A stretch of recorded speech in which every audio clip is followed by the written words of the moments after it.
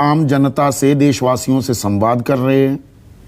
देशवासी समझ रहे हैं उनकी बात को। आप लोग एजेंडा के तहत जो वैश्विक परिप्रेक्ष्य है और जो हमारी स्थानीय दिक्कतें हैं उनको आप समझना नहीं चाह रही हैं।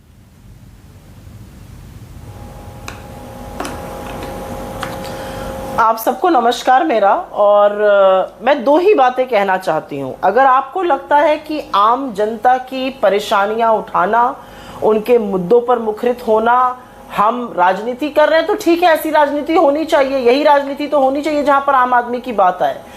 चुनाव के परिणाम को ये मान लेना कि आपको लाइसेंस मिल गया है लोगों की जेब पर डाका डालने का, मुझे लगता है त्रुटिपूर्ण होगा।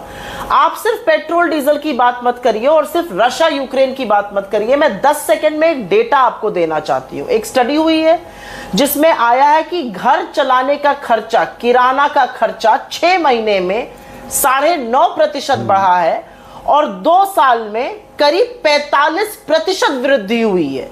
ये रशिया यूक्रेन की वजह से तो हुआ नहीं है, ये क्रूड ऑयल की वजह से तो हुआ नहीं है। सिर्फ पेट्रोल डीजल की बात मत करिए, देखिए किन किन चीजों का दाम बढ़ा है। पीएनजी का, सीएनजी का, दूध का, दाल का, चाय पत्ती का, आटा का, हर चीज महंगी होती जा रही है। और ये स्टडी बिल्कुल क्लियरली बताती है कि पिछले 2 साल में किराना, घर चलाने का मोटा मोटा जो गृहिणी की बात होती है वो खर्चा 45% बढ़ा है।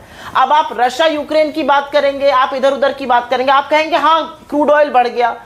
तो भाजपा से एक सवाल यह भी पूछने वाला है कि जब क्रूड ऑयल $20 प्रति बैरल पर आ गया था तो क्या आम आदमी के लिए उसका दाम घटाया गया था? जी नहीं। आपको पता है क्या हुआ था? एक्साइज ड्यूटी बढ़ा दी गई थी। सरकार ने पैसा बनाया 26 लाख करोड़ रुपए 2014 से। तो दिक्कत की बात यह है कि इसको अंडर द कारपेट ब्रश कर देना, एक पहले कोविड के पीछे छिप जाना, अब रशिया यूक्रेन के पीछे छिप जाना, इससे कोई फायदा नहीं होगा। क्योंकि असलियत यह है, और आपने बोला, आपने तो ईपीएफ की 8.1% दर बताई। आज एफडी की दर क्या है? 5.1%। आज पीपीएफ की दर क्या है? 7.1%। तो आम आदमी करे तो क्या करे? आपने पीपली लाइफ का वो गाने का पहली लाइन बोली, सखी सैया तो खूबे कमाते हैं, हमारी इस पर चर्चा भी हुई है। आज हर व्यक्ति बोल रहा है सखी सैया तो नइखे कमाते हैं, महंगाई डायन खाए जाते हैं। लेकिन महंगाई को ये कह देना कि ये राष्ट्रवाद है और सब लोग कमर कस के मोदी जी का साथ देने को तैयार हैं, महंगाई गरीब के ऊपर सबसे बड़ा टैक्स है।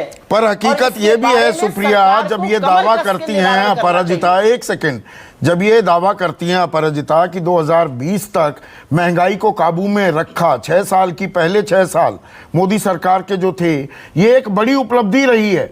महंगाई पहली बार वो 6% की जो लक्ष्मण रेखा उसे पार करती दिख रही है। आपने अच्छा सवाल पूछा है और मैं शुक्रगुजार हूं कि आपने ये सवाल पूछा, क्योंकि इसी के पीछे भाजपा हमेशा छुपती है। अपराजिता जी तो काफी परिपक्व हैं और वो एक्सपीरियंस ब्यूरोक्रेट हैं। वो जरूर ये जानती हैं कि वो इनडिफेंसिबल को डिफेंड कर रही है। और मैं बता देती हूं 10 सेकेंड में क्यों। इन्फ्लेशन और ग्रोथ का भी संबंध होता है। रियल रेट ऑफ ग्रोथ तो वही होता है जब ग्रोथ में से आप इन्फ्लेशन को माइनस कर देते हैं। ठीक है, आपने इन्फ्लेशन को 6% से कम पर रखा, लेकिन 2016 से 2020 के बीच में आपने भारत की आर्थिक वृद्धि की दर को आधा कर दिया, 8.2% से 4.1% कर दिया। उसके बारे में चर्चा कब होगी? और ग्रोथ रेट को आधा करने का मतलब है एमएसएमईज, जो 60,000 से ज्यादा एमएसएमईज बंद हो गई, जिन लोगों का रोजगार चला गया, आज जिन 15 करोड़ परिवारों की आय आधी हो गई है, 83% कहते हैं उनकी आय 3 साल में सबसे कम है, उसी का नतीजा है। तो ये कोई बड़ा काम आपने नहीं किया इन्फ्लेशन कम करके, क्योंकि आपने ग्रोथ रेट को भी घटा दिया। अपराजिता रिस्पॉन्ड कीजिए। रियल रेट ऑफ ग्रोथ एक सेकंड तो अपने आप ही नेगेटिव में चल रहा है। अपराजिता रिस्पॉन्ड कीजिए। महंगाई दर आपको